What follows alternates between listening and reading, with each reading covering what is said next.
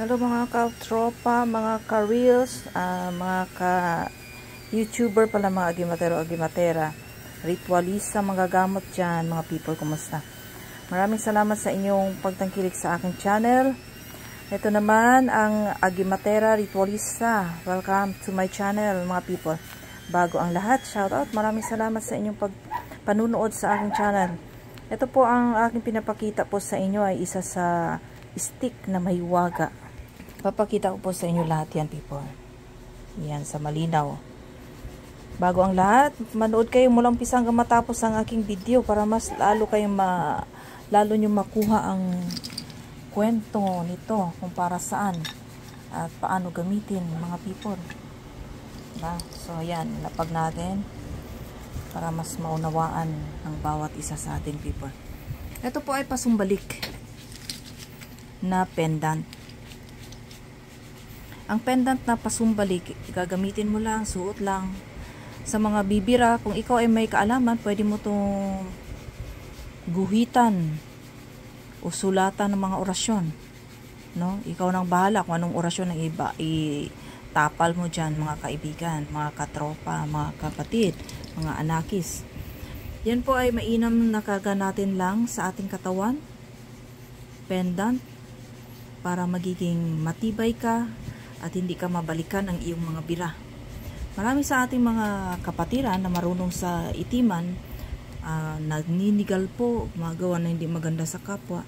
Yan lang po ang susuotin natin, mga people. Ang pasumbalik na pendant na magbibigay sa iyo ng protection. Ito po ay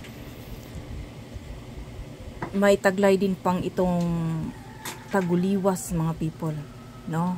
Yan po ang pinakamainam niyan. So, kung nais niyo naman akong i-contactin sa Facebook account ko, mga people, Marly Gonza Pontejos. Marly Gonza Pontejos ang aking profile picture ay diwata at yung mga kahoy ng sinukuan. Yan po. Ayan, tingnan mo, napakaganda po niyan.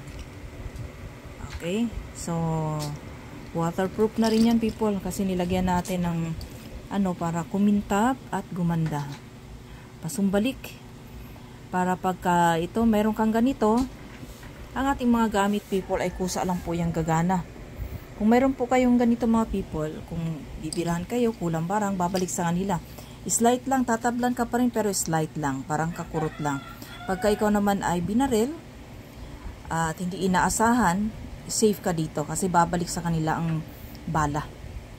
Kaya kahit ako, ayokong magkarga ng ganito, kung ako ay mag-testing ng baril, na magpaputok ng baril, kasi baka mag-bounce lang sa akin, no?